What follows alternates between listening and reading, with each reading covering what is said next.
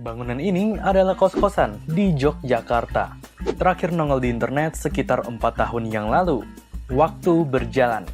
Kos-kosan ini berubah bentuk, meskipun enggak seluruhnya. Ya, jadi gerai Mixue. Mixue, gitu nyebutnya. Belakangan nama Mixue, toko es krim sangatlah melambung. Di Twitter, Mixue lekat dengan aksi okupasi bangunan-bangunan kosong. Lalu, muncul selorohan bahwa kalau bangunan enggak berpenghuni, tinggal tunggu waktu aja untuk jadi gerai Mixue. Celotehan-celotehan itu menggambarkan betapa masifnya Mixue jadi perbincangan. Kalau kamu nonton SpongeBob, fenomena itu mungkin mirip kayak toko Kelp Shake yang tiba-tiba banyak berdiri, sebab minumannya dinikmati warga Bikini Bottom. Kira-kira, apa yang bikin Mixue banyak bermunculan dan ramai peminat? Hong Chao. Dia warga Cina, sekaligus founder dari Mixue. Kisah Mixue bermula pada 1997, ketika Zhang masih kuliah. Dia waktu itu kerja sambilan di toko es serut, terutama waktu musim panas tiba. Lalu, Zhang pun ngide untuk merintis bisnisnya sendiri. Neneknya kemudian meminjami Zhang duit senilai kira-kira 9 juta rupiah untuk modal. Beres kuliah, Zhang kembali ke kampung halamannya di Zhengzhou untuk membangun warung es serut. Bisnis ini pun bangkrut lantaran produknya enggak banyak dibeli kala musim dingin. Zhang enggak menyerah. Ia kembali buka toko. Kali ini diberi nama Mixue Pingcheng. Pada tahun 2006, di Chengzhou, muncul es krim baru berbentuk corong dari Jepang. Bentuknya yang kayak obor membuat ia diminati warga karena bertepatan dengan dekatnya penyelenggaraan Olimpiade Beijing 2008. Obor memang populer sebagai simbol Olimpiade. Efeknya, harga es krim tadi naik dari yang cuma Rp4.000 jadi Rp20.000. Dan disinilah Zhang melihat peluang. Ia membuat perhitungan dan analisis terkait resep demi es krim yang murah. Akhirnya, ia berhasil mendapat es krim dengan harga Rp4.000 saja. Di saat toko lain menjualnya dengan nilai 4 kali lipat lebih mahal.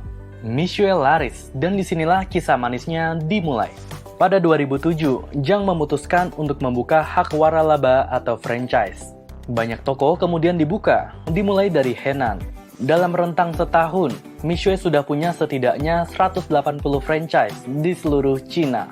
Mereka terus beradaptasi dan mencoba bikin manajemennya lebih profesional. Pemasok susu Mixue misalnya, awalnya adalah kerabat dari Zhang. Tapi, Zhang memilih kerjasama dengan pihak lain. Soal peningkatan kualitas, Zhang juga enggak setengah-setengah. Ia menggandeng perusahaan yang fokus di bidangnya, seperti litbang dan produksi, sampai pergudangan maupun logistik. Sampai Maret 2022, Mixue sudah punya 20 ribuan toko di seluruh dunia. Capaian itu bikin Mixue jadi pemain es krim dan teh besar di Cina, dan masuk top 5 waralaba skala global. Indonesia, Mixue pertama kali hadir di Bandung, tepatnya di Ciamplas Walk pada 2020. Coba nih, lihat sebaran gerainya di Indonesia. Hingga Desember 2022, jumlahnya udah sampai 600-an. Yang terbanyak ada di Jawa Barat, disusul Jawa Tengah, Jawa Timur, Banten, serta Bali. Ya, nggak heran kalau kamu gampang berjumpa dengan Mixue. Di Jakarta Barat aja nih, contohnya ada 20 gerai Mixue yang tersebar.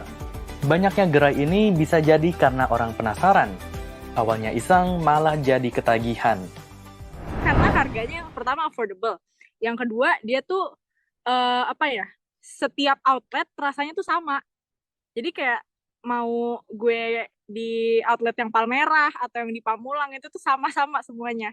Nagih iya, jujur iya.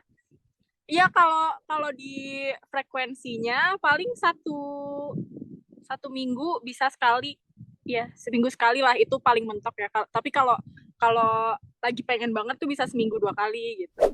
Kalau sekarang malah jadi kayak ada di mana-mana, terus gue kayak boleh juga sih kayak sekali-sekali dekat rumah juga gitu.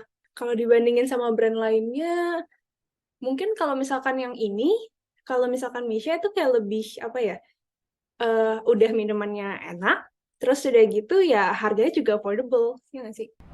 Selain dua faktor tadi, Mixue punya sejumlah strategi agar tetap eksis. Walaupun brand Mishwe semakin besar, mereka enggan menaikkan harga, sehingga bisa terus dinikmati konsumen dari semua kalangan. Mereka bisa terus murah, ya karena salah duanya Mishwe itu mandiri. Mishwe, contohnya, punya pusat litbang modern dan logistik milik mereka sendiri. Imbasnya, biaya produksi dan logistik pun bisa jadi efisien. Lihat aja menunya, harga es krim standar cuma Rp8.000 dan minuman limun Rp10.000 saja. Ditambah topping aneh-aneh, harga es krim termahal berkisar di harga Rp16.000. Waralaba Mishwe bisa terus bertambah sebab mereka memberi pinjaman tanpa bunga. Ini untuk pewaralaba yang ingin membuka toko Mishwe tapi terkendala keuangan. Harga di menu Mishwe yang murah akhirnya berefek domino. Di medsos pun mereka viral. Banyak influencer yang lantas tertarik nge-review Mishwe. Orang-orang penasaran, lalu Mishwe di seluruh kota ramai dikunjungi. Ini juga ditunjang aksi-aksi konyol macam badut kepunyaan mereka. Yang viral tanding dengan ondel-ondel. Nggak kelupaan, Mishwe juga bikin lagu sendiri yang gampang dihafal. Strategi ini pun cukup jitu, sebab bikin Mishwe lagi-lagi banyak dibahas oleh netizen. Bahkan, lagunya sampai di-cover sama idol Korea, macam personel Seventeen. Dari sini, semua terlihat jelas bukan? Kenapa Mishwe begitu booming? Yuk saya ready ya, kalau beda cancel di tempat.